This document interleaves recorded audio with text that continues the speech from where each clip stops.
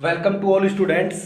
देखो अपन electric current वाला चैप्टर अपना चल रहा है, जिसके 5-6 वीडियो आप लोगों के पास आ चुके हैं। मतलब अपन रेजिस्टेंस के बारे में पढ़ चुके हैं। लास्ट क्लास में अपन लोगों ने रेजिस्टेंस के बारे में पढ़ा था कि रेजिस्टेंस क्या होता है और उसके कुछ न्यूमेरिकल किए थे और उसकी डिपेंडेंस देखी थी, यानी रेजिस्टेंस को कौन कौन सी चीजें हैं वो अफेक्ट करती है। जैसे क्रॉस सेक्शनल एरिया कैसे अफेक्ट करता है, लेंथ जो होती है कंडक्टर की वो कैसे अफेक्ट करती है, टेम्परेचर से रेजिस्टेंस कैसे चेंज होता है, ये सारी चीजें अपन लोगों ने देखी थी। ठीक है, और आज का जो अपना टॉपिक है वो है कॉम्बिनेशन ऑफ रेजिस्टेंस। रेजिस्टेंस का कॉम्बिनेशन अपन देखेंगे। आज का बड़ा इंटरेस्टेड टॉपिक होने वाला है, तो वीडियो को लास्ट तक देखना बच्चों, बहुत ज्यादा इंटरेस्टेड है। तो आप लोग तैयार हो, कॉपी पेन उठाओ। ठीक है, ठीक है बच्चों, क्योंकि बच्चों बेस्ट नोट्स वो होते हैं जो अपन खुद प्रिपेयर करते हैं, इसलिए खुद को नोट्स बनाना बहुत ज्यादा जरूरी है। और जब साथ में आप लोगों को बोला जाता है, साथ साथ में मत लिखा करो। जब आप लोगों को बोला जाए कि अब लिख लो, जैसे क्लास के अंदर करते हो वैसे ही वीडियो को पॉज करके उस टाइम बोर्ड से उतार लिया करो। ठीक है, पहले पूरा समझो, उसके बाद जब बोला जाए तब उतारा करो। और दूसरी बात कि आप लोग, जैसे मान लो आप लोगों को बोला जाता है कि आप लोग खुद ट्राई करो इस सवाल को। अब जैसे क्लास के अंदर तो अपन रुक जाते हैं कि चलो ठीक है आप लोग खुद ट्राई करो बोर्ड पे लिख के ऐसे सवाल वगैरह कुछ न्यूमेरिकल वगैरह। तो यहाँ पे वीडियो में अपन रुक नहीं सकते, तो वहां पे आप लोगों को बोला जाता है कि वीडियो को पॉज करके खुद से ट्राई करो। तो आप लोगों को पॉज करके खुद से ट्राई करना चाहिए उसको। ठीक है, पॉज करके खुद से ट्राई करना चाहिए, क्योंकि वीडियो में अपन रुक तो सकते नहीं क्लास की तरह, तो इसलिए वहां पर आप लोगों को पॉज होना चाहिए और उसके बाद में खुद से ट्राई करना चाहिए। ठीक है, चलो स्टार्ट करते हैं अपन। देखो बच्चों, कॉम्बिनेशन ऑफ रेजिस्टेंस से मतलब है 1 2 3 4, मतलब ऐसे एक से ज्यादा रेजिस्टेंस को, दो या दो से ज्यादा रेजिस्टेंस को अपन एक साथ ऐड करते हैं। ठीक है, तो उसको अपन दो प्रकार से ऐड कर सकते हैं। दो प्रकार का कॉम्बिनेशन होता है अपना, एक तो सीरीज कॉम्बिनेशन होता है और एक पैरेलल कॉम्बिनेशन होता है। ठीक है, अब सर हमको पता कैसे लगेगा कि ये सीरीज है कि ये पैरेलल है? तो देखो मैं बताता हूं आप लोगों को। मान लो मेरे पास 3 रेजिस्टेंस है या 2 रेजिस्टेंस है, ऐसे मान लिया ये 3 रेजिस्टेंस है। ये पॉइंट ए दे रखा है इधर और ये पॉइंट बी दे रखा है। ये रेजिस्टेंस है बच्चों R1, ये रेजिस्टेंस है R2 और ये रेजिस्टेंस है R3। ठीक है, तो अपन को पहचानना है कि कौन सा सीरीज कॉम्बिनेशन होगा और कौन सा पैरेलल कॉम्बिनेशन होगा। देखो बच्चों, पहली बात तो ये ध्यान में रखनी है कि बच्चों सीरीज कॉम्बिनेशन के अंदर क्या होता है कि जो पहला रेजिस्टेंस है बच्चों, पहला रेजिस्टेंस है उसका दूसरा एंड ये होगा। जैसे मान लो एक रेजिस्टेंस है, उसको अपन ऐसे जिगजैग लाइन से दिखाते हैं। ठीक है, इसका पहला एंड ये, एक एंड ये, एक एंड ये। ठीक है, ये दोनों एंड्स हैं इसके। ठीक है, तो जो पहला रेजिस्टेंस है उसका दूसरा एंड्स दूसरे रेजिस्टेंस के पहले एंड से जुड़ा हुआ रहता है। मतलब जो प्रत्येक रेजिस्टेंस होगा उसका दूसरा जो एंड होगा वो नेक्स्ट रेजिस्टेंस के पहले एंड के साथ में जुड़ा हुआ रहता है। मतलब एक रेजिस्टेंस है, उसका दूसरा एंड उसका नेक्स्ट रेजिस्टेंस है उसके पहले एंड से जुड़ा हुआ रहता है। ठीक है, ऐसे आगे तक चलता रहता है। ठीक है, उसके बाद में देखो बच्चों, अपन को ये जो पॉइंट मैंने दिखाए हैं ए और बी, ये पॉइंट बहुत ज्यादा इंपॉर्टेंट है अपन लोगों को पहचानने के लिए कि ये जो सर्किट है अपना सीरीज कॉम्बिनेशन के अंदर है या पैरेलल कॉम्बिनेशन के अंदर है। ये जो दो पॉइंट है दे रखे हैं, इनके बिना आप लोग नहीं बता सकते कोई सर्किट को कि सीरीज में है या पैरेलल में है। देखो आगे, अब देखो मेरे को आप लोग ऐसे समझ लो कि मान लो अपन को इस पॉइंट ए से जाना है, या फिर एक इलेक्ट्रॉन, क्योंकि इसके अंदर करंट फ्लो होगा, इलेक्ट्रॉन मूव होंगे, तो एक इलेक्ट्रॉन है उसको ए पॉइंट से लेके बी पॉइंट तक जाना है। ठीक है, तो वो कैसे जाएगा? उसके पास कितने पाथ है? इस पाथ से जाएगा, वो ऐसे चला जाएगा, R1 रेजिस्टेंस, R2 आएगा, फिर R3 आएगा, ऐसे चला गया। ठीक है, अब मेरे पास ऐसा है बच्चों कि मान लो कि एक रेजिस्टेंस है जो ऐसे जुड़ा हुआ है, ये दो रेजिस्टेंस है बच्चों ये ऐसे जुड़े हुए हैं। ठीक है, ये पॉइंट ए है और ये पॉइंट बी है। अब देखो, अब एक इलेक्ट्रॉन है उसको ए पॉइंट से बी पॉइंट पर जाना है, उसको ए पॉइंट से बी पॉइंट पर जाना है, तो कैसे जाएगा वो? या तो ये जो R1 रेजिस्टेंस है इससे होके जा R1 रेजिस्टेंस से होके जा सकता है इधर से ऐसे। ठीक है, या फिर वो इधर से ऐसे जा सकता है। मतलब क्या हुआ, यहां पर इसके पास बी तक पहुंचने के दो मार्ग है, दो पाथ है। ठीक है, तो बच्चों कभी ऐसा होता है जब ऐसे कनेक्टेड होते हैं जो रेजिस्टेंस होते हैं बच्चों, वो तो वो पैरेलल कॉम्बिनेशन के अंदर बोले जाते हैं। ठीक है। और अगर सर्किट के अंदर जो भी रेजिस्टेंस जुड़े हुए वो सारे एक पाथ के अंदर आ जाते हैं चलने पर, या दूसरे पॉइंट पर जाते हैं, तो एक पाथ में जितने रेजिस्टेंस आते हैं वो सारे रेजिस्टेंस बच्चों सीरीज कॉम्बिनेशन के अंदर होते हैं। ठीक है। अब यहां से इस पॉइंट पर जाना है, तो यहां से देखो, यहां से गया, ये सारे रेजिस्टेंस, तीनों रेजिस्टेंस इसके पाथ में आ गए, तीनों रेजिस्टेंस से होकर निकला है वो, ठीक है, इलेक्ट्रॉन है वो। तो मतलब क्या हुआ, ये तीनों रेजिस्टेंस सीरीज कॉम्बिनेशन के अंदर कनेक्टेड है। ओके, क्या आप लोगों को मेरी बात समझ में आई? और अगर अलग अलग पाथ से उसके पास चॉइस हो जाने की, तो मतलब वो पैरेलल कॉम्बिनेशन के अंदर जुड़े हुए हैं। एक दूसरा एग्जांपल लेते हैं। मैं बताया मैंने कि ए और बी पॉइंट कंसीडर करने बहुत ज्यादा जरूरी है। जैसे समझो कि मान लो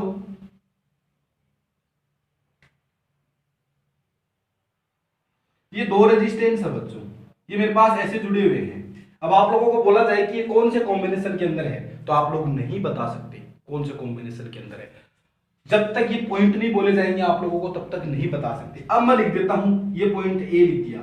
अब बोलो ये कौन से कॉम्बिनेशन के अंदर है, तो आप बोलोगे कि सर मान लो मैं यहां से चला, इलेक्ट्रॉन में चला, या फिर मान लो इलेक्ट्रॉन चला यहां से इलेक्ट्रॉन चला, वो इधर से, जैसे ये R1 है और ये R2 है, इधर से जाके ऐसे मूव करके ऐसे ऐसे वापस इस पॉइंट पर आ गया। मतलब ये सारे रेजिस्टेंस एक पाथ पर चलने पर आ रहे हैं, तो सर ये सीरीज कॉम्बिनेशन के अंदर जुड़े हुए हैं दोनों रेजिस्टेंस R1 और R2। क्या मेरी बात समझ में आई? देखो मैंने क्या बताया कि इलेक्ट्रॉन को मूव कराना है। मान लो इलेक्ट्रॉन इधर से गए, इधर से गए, इधर से गए, इधर से जाके वापस अपन को इसी पॉइंट पर आना है, तो ऐसे जाके ऐसे घूम के वापस इधर से आ गया। तो मतलब एक पाथ के अंदर सारे रेजिस्टेंस आ गए मेरे साथ में, सारे रेजिस्टेंस आ गए ना एक पाथ के अंदर। ठीक है, तो बच्चों ये सीरीज कॉम्बिनेशन के अंदर जुड़े हुए हैं। अगर मान लो ऐसे दिया हुआ हो, एक पॉइंट बी आपको यहां पर देते, अब देखो क्या होगा, अपन को ए से बी तक जाना है, यानी इलेक्ट्रॉन को ए से बी तक जाना है, तो क्या होगा, या तो वो इधर से जा सकता है, या वो इधर से जा सकता है, इधर से भी जा सकता है, ठीक है, और इधर से भी जा सकता है। तो इसके पास दो पाथ हो गए। ठीक है, तो अब ये रेजिस्टेंस बच्चों पैरेलल कॉम्बिनेशन के अंदर जुड़े हुए हैं। दो या दो से ज्यादा पाथ अगर आ जाए उस दूसरे पॉइंट पर पहुंचने के, तो मतलब वो पैरेलल कॉम्बिनेशन के अंदर जुड़े हुए हैं। अगर एक पाथ से ही अपन पहुंच रहे हैं, या फिर चलने पर अपन सारे जो रेजिस्टेंस वो एक पाथ के अंदर आते हैं, वो सारे रेजिस्टेंस बच्चों कौन से कॉम्बिनेशन के अंदर है, सीरीज कॉम्बिनेशन के अंदर जुड़े हुए हैं। और यहां अब ये कौन से कॉम्बिनेशन में है बच्चों, पैरेलल कॉम्बिनेशन में। अब आप लोग बताओ कि मान लो ये पॉइंट बी मैं यहां लिख देता हूं, ये जो पॉइंट बी है ये यहीं पर है, इस ए के पास में, ए पर ही है, ए और बी दोनों एक ही पॉइंट पर स्थित है।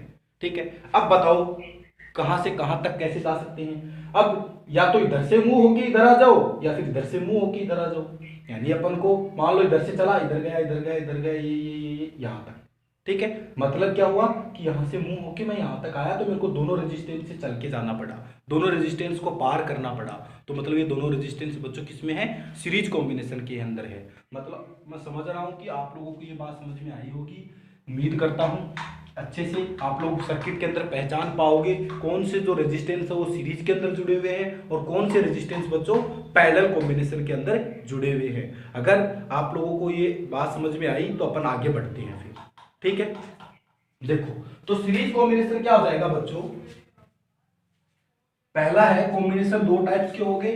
पहला है बच्चों सीरीज कॉम्बिनेशन, पहला कौन सा है, सीरीज कॉम्बिनेशन। पहला है series combination, series combination.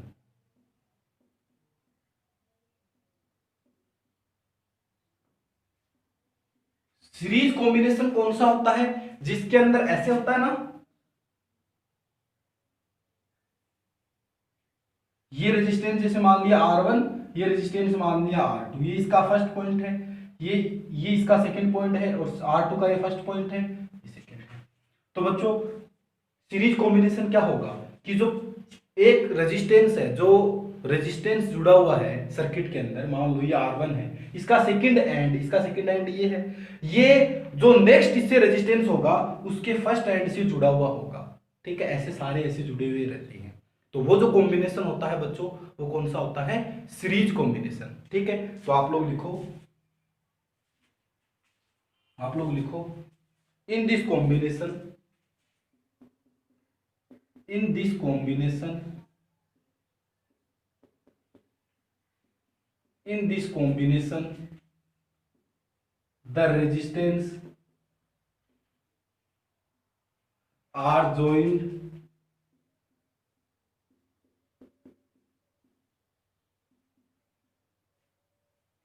in such that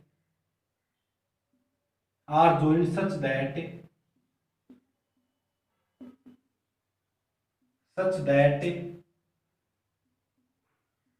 the second end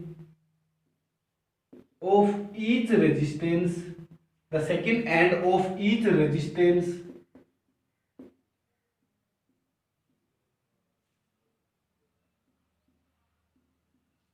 is joined the first end of joined to the first end of next resistance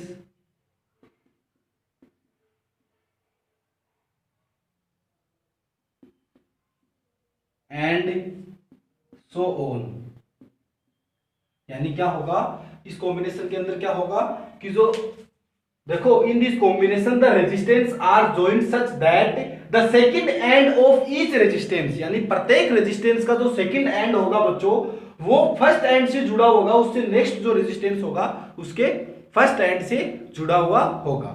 ठीक है, तो ये आप लोग डेफिनेशन लिख लो। उसके बाद में अपन करते हैं इसका आगे एक फॉर्मूला निकालते हैं कि जब दो रेजिस्टेंस या दो से ज्यादा रेजिस्टेंस सीरीज कॉम्बिनेशन के अंदर जुड़े हुए हो तो अपन इक्विवेलेंट रेजिस्टेंस कैसे निकालते हैं, उनको मिला के अकेले रेजिस्टेंस कैसे निकालते हैं वो देखते हैं आगे। देखो ठीक है, मैं मिटाता हूँ, वीडियो को पॉज करके उतार लेना आप लोग। देखो मान लो मेरे को तीन रेजिस्टेंस दिए हुए हैं, एक है बच्चों R1, एक है R2, एक है R3, और बच्चों वो तीनों रेजिस्टेंस जो है वो जो तीनों रेजिस्टेंस है बच्चों वो सीरीज कॉम्बिनेशन के अंदर जुड़े हुए हैं। ठीक है, ये R1, ये R2, ये R3। ठीक है, ये मान लो मेरे को एक बैटरी दे रखी है जिसका पोटेंशियल डिफरेंस है V। ठीक है, अब इसमें करंट बच्चों ऐसे फ्लो होगा क्योंकि पॉजिटिव टर्मिनल से करंट निकलता है तो ये ऐसे आई आएगा, आई करंट फ्लो हो रहा है मान लो इसके अंदर। ठीक है, अब देखो ये जो रेजिस्टेंस R1 है इसमें कितना करंट होगा, रेजिस्टेंस R2 में कितना होगा, रेजिस्टेंस R3 में कितना होगा। ये जो तीनों रेजिस्टेंस है क्या बच्चों आप लोगों को कौन से कॉम्बिनेशन में दिख रहे हैं, बोलो क्या सीरीज कॉम्बिनेशन में दिख रहे हैं। मान लो ये पॉइंट A है, ये मान लिया पॉइंट B है। ठीक है, अब A पॉइंट से B पॉइंट तक जाते हैं तो बच्चों एक पाथ में आ रहे हैं सारे रेजिस्टेंस, यानी सारे रेजिस्टेंस से होकर अपन को गुजरना पड़ रहा है, मतलब ये रेजिस्टेंस कौन से कॉम्बिनेशन में है, सीरीज कॉम्बिनेशन के अंदर कनेक्टेड है। ओके, तो देखो अब अपन करंट की बात करते हैं, तो बच्चों इलेक्ट्रिक जो करंट है उसकी बात कर रहे हैं। तो ये जो R1 रेजिस्टेंस है इसमें कितना होगा, R2 में कितना होगा और R3 में कितना रेजिस्टेंस होगा, और इनके जो एंड्स है उन पर पोटेंशियल डिफरेंस कितना होगा। ओके, तो देखो ये जो रेजिस्टेंस R1, पहले तो बताओ करंट होता क्या है, फ्लो ऑफ चार्ज या the rate of flow of charge या flow of charge in a second, flow of charge in a second. यहां से चार्ज जाएगा, ठीक है, अब यहां पर अपने पास कोई इसको स्टोरेज के लिए नहीं है, मतलब जितना चार्ज जाएगा वो आगे निकल जाएगा ऐसे, यहां से इससे पास होगा उतना ही चार्ज इससे पास होगा, उतना ही चार्ज इससे पास होगा, मतलब सेम चार्ज पास होगा, सेम टाइम के अंदर सेम चार्ज पास होगा बच्चों। तो इसका मतलब इसमें जो करंट होगा वो सेम होगा। ठीक है, R1 में जितना करंट होगा उतना ही R2 में होगा, उतना ही R3 के अंदर होगा। ठीक है, तीनों में सेम सेम करंट होगा, लेकिन बच्चों इनके जो एंड्स है वहां पर जो पोटेंशियल डिफरेंस है वो अलग अलग होगा, क्योंकि अपन को पता है ओम्स लॉ से V = IR। अब पहला जो रेजिस्टेंस है उसका रेजिस्टेंस R1 है, करंट सब में सेम है, मतलब करंट I है। ठीक है, दूसरे के लिए मैं लिखता हूं, कंपेयर करता हूं दोनों को, ये R2 है। ठीक है, अब देखो R1 की वैल्यू कुछ अलग होगी, R2 की वैल्यू कुछ अलग होगी, दोनों की कुछ वैल्यू अलग अलग होगी। अब I तो मैंने बोल दिया कि सेम है। ठीक है, तो ये जो R1 और R2 है, ये जो वैल्यू है, इसको अपन को इसके I के इक्वल बनाने के लिए क्या करना पड़ेगा, ये बच्चों V1 और ये क्या हो जाएगा, V2 हो जाएगा। मतलब जो प्रत्येक रेजिस्टेंस है उस पे एंड्स जो है उस पर पोटेंशियल डिफरेंस क्या होगा, अलग अलग होगा। सीरीज कॉम्बिनेशन की बात कर रहा हूं अभी मैं, पैरेलल को अपन नेक्स्ट लेक्चर के अंदर पढ़ेंगे, पहले आज अपन सीरीज की बात करते हैं। ठीक है, कैसे, देखो यहां से बच्चों अपने पास I क्या आएगा, जैसे मान लो मैंने इसको V1 नहीं माना और इसको V2 नहीं माना, V/R1, यहां से I क्या आ जाएगा, V/R2। ठीक है, अब देखो ये भी I और ये I, ये दोनों वैल्यू सेम होनी चाहिए। अब ये दोनों वैल्यू सेम कब होगी, R1 R2 तो पहले से ही अलग अलग है, अपन को पता है अलग अलग रेजिस्टेंस लिए अपन ने। ठीक है, तो ये दोनों वैल्यू सेम करने के लिए ये जो R1 व R2 की जो वैल्यू है ये अलग अलग है, तो मेरे को क्या करना पड़ेगा, ये वैल्यू भी अलग अलग होनी पड़ेगी, तभी तो ये सेम आएगी। मान लो ये 2 एम्पियर आ रहा है, ये 4 दे रखा है, ये 5 दे रखा है, अब मेरे को ये 2 ही चाहिए, तो ये V1 और V2 इसके लिए दोनों के लिए अलग अलग होगा ना, तो इसलिए क्या होगा यहाँ पर V1 और V2 की वैल्यू क्या होगी, अलग अलग होगी। ये पॉइंट आप लोगों को रिमेंबर रखना है, हमेशा के लिए याद रखना है कि बच्चों सीरीज कॉम्बिनेशन के अंदर जो प्रत्येक रेजिस्टेंस होता है उसमें करंट की वैल्यू सेम होती है और पोटेंशियल डिफरेंस क्या होता है बच्चों, अलग अलग होता है। ठीक है, तो देखो जो पहला रेजिस्टेंस दे रखा R1, वहां पर पोटेंशियल डिफरेंस कितना होगा, मैं लिखता हूं पोटेंशियल डिफरेंस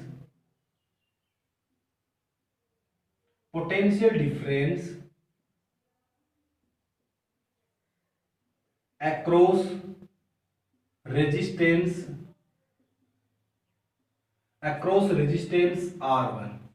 R1 जो रेजिस्टेंस है उसके एंड्स पर अक्रॉस रेजिस्टेंस R1। तो देखो ओम्स लॉ क्या होता है, V=IR होता है। ठीक है, अब देखो पोटेंशियल डिफरेंस कितना है, V1 है, पहले पर V1 होगा, I की वैल्यू सेम होगी, क्या हो जाएगा R1 पे है तो R1। ऐसे ही बच्चों ये इक्वेशन नंबर फर्स्ट दे देता हूं मैं, ऐसे ही मैं लिखूं potential difference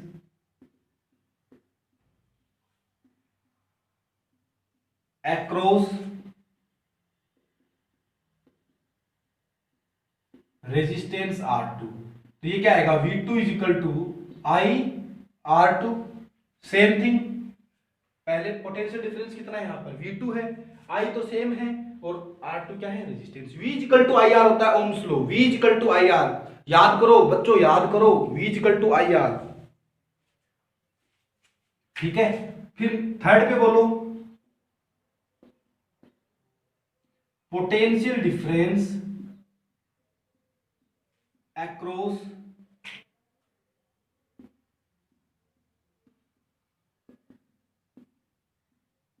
resistance R3 resistance पर कितना होगा बोलो, V3=IR3 होगा। बोलो ये बात यहां तक आप लोग क्या मेरे साथ साथ पहुंचे हो, क्या बच्चों यहां तक साथ साथ पहुंचे हो, ईमानदारी से आगे बढ़े। फिर अब देखो मैंने बोला कि यहां पर पोटेंशियल डिफरेंस V1 होगा, यहां पर V2 होगा, यहां पर V3 होगा, तीनों में V1 V2 V3 है।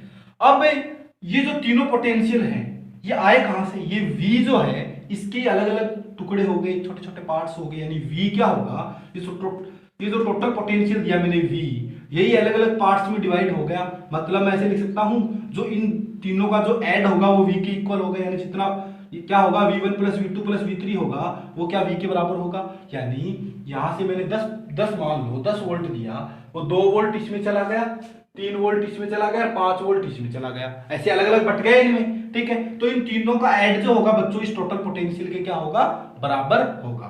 ठीक है, तो मैं ऐसे लिख सकता हूं टोटल पोटेंशियल, मैं लिख सकता हूं सो टोटल पोटेंशियल V= क्या होगा, V1 + V2 + V3। क्या आप लोगों की इतनी बात समझ में आई, क्या ये V के इक्वल होंगे, तीनों का जो ऐड होगा वो V के इक्वल होगा।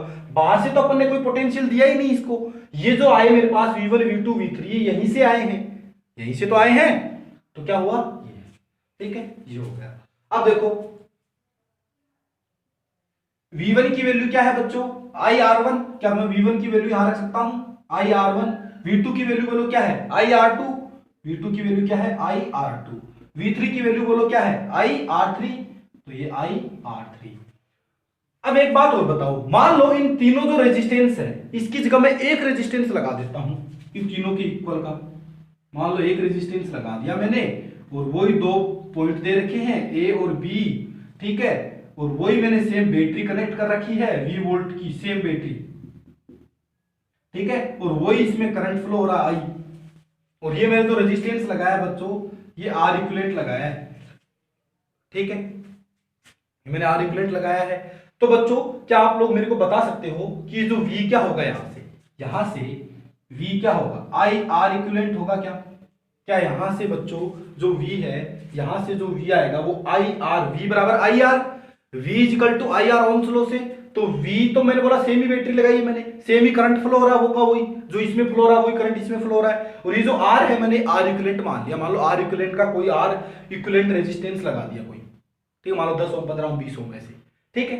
अब देखो ये जो V आएगा ये क्या आएगा, I इंटू R इक्विवेलेंट आएगा। अब ये जो V की वैल्यू है बच्चों, क्या मैं यहां पर रख सकता हूं, यहां पर रखूंगा तो क्या आएगा, V इक्वल टू जगह मैंने लिख दिया IR इक्विवेलेंट। तो यहां से बच्चों R इक्विवेलेंट क्या आएगा, ये I कॉमन ले लूं, यहां से, तो क्या आएगा R1 plus R2 plus R3, I से I मर गया, तो R इक्विवेलेंट क्या आ गया, R equivalent is equal to R1 plus R2 plus R3। यही अपन को निकालना था बच्चों कि ये जो तीनों रेजिस्टेंस है इनकी जगह में एक कितने ओम का रेजिस्टेंस लगाऊं, इन तीनों की जगह एक रेजिस्टेंस लगाना है ताकि वो इन तीनों का वर्क एक साथ कर सके।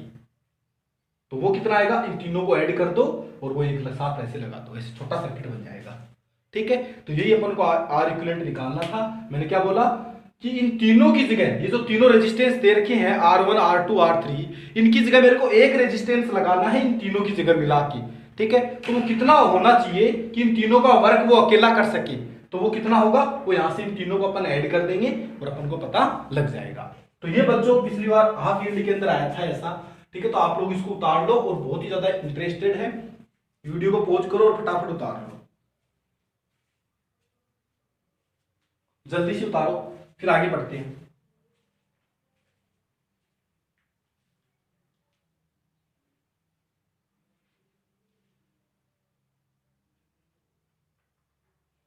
उतार लिया? देखो अगर मान लो ऐसे मेरे को, देखो ऐसे दे रखा हो, मैं मिटा दूं, मान लो R1 R2 R3 है, यहां पे मेरे को बहुत सारे रेजिस्टेंस दे रखे हों, तो मैं क्या करूंगा, इन सारों को जोड़ दूंगा, और इन सारों को जोड़ के क्या कर दूंगा, एक रेजिस्टेंस बना दूंगा। मान लो मेरे को n रेजिस्टेंस दे रखी है, ठीक है, R ओम के n रेजिस्टेंस कनेक्ट कर रखे हैं अपने, मान लो R ओम के n रेजिस्टेंस कनेक्ट कर रखे हैं ऐसे आगे तक जुड़े हुए, ये भी R ओम है, ये भी R ओम है, ये भी R ओम है, ये भी R ओम है, ऐसे n तक जुड़े। तो इनका इक्विवेलेंट क्या आएगा, मैंने क्या बोला, सारों को जोड़ना है अपन को, R plus R plus R plus R से लेके ऐसे n तक, ठीक है। तो ये हो जाएगा बच्चों अपन NR, ठीक है, R इक्विवेलेंट हो क्या हो जाएगा NR। अगर n इक्विवेलेंट जुड़े हुए हो तो अपन क्या करेंगे, जितने नंबर ऑफ n रेजिस्टेंस, जितने नंबर ऑफ रेजिस्टेंस जुड़े हैं उसको, वो रेजिस्टेंस की जो वैल्यू है उससे मल्टीप्लाई कर देंगे, वहां से अपन को टोटल इक्विवेलेंट रेजिस्टेंस की वैल्यू पता लग जाएगी, ठीक है। तो बच्चों आप लोग इसको एक बार दोबारा देखना, ट्राई करना और अच्छे से करना, बहुत ही इंपॉर्टेंट है बच्चों एग्जाम की दृष्टि से। 2 नंबर का सवाल या 4 नंबर का पूरा सवाल ऐसे आने के चांस रहते हैं, इंटरेस्टेड है, ठीक है। तो अपन क्या करेंगे, ये लेक्चर में अपन सवाल नहीं करते हैं, थोड़ा बड़ा हो जाएगा, नेक्स्ट लेक्चर में इससे ऐसे रिलेटेड अपन सवाल करेंगे, तब आप लोगों की ज्यादा और कंसेप्ट क्लियर होगी, क्योंकि अपन जब न्यूमेरिकल करेंगे तो वहां पर ये जो मैंने लिखा है ये सारा अपन वहां पर अप्लाई करेंगे, ये सारी चीजें वहां पर अप्लाई होगी, तो आप लोगों को और इजी वे में पता लगेगा कि हाँ ऐसे ऐसे हो रहा है, ठीक है। तो उम्मीद करता हूं अच्छा लगा होगा, ठीक है। तो आज के लिए बस इतना, बाकी रहेगा नेक्स्ट डे। धन्यवाद।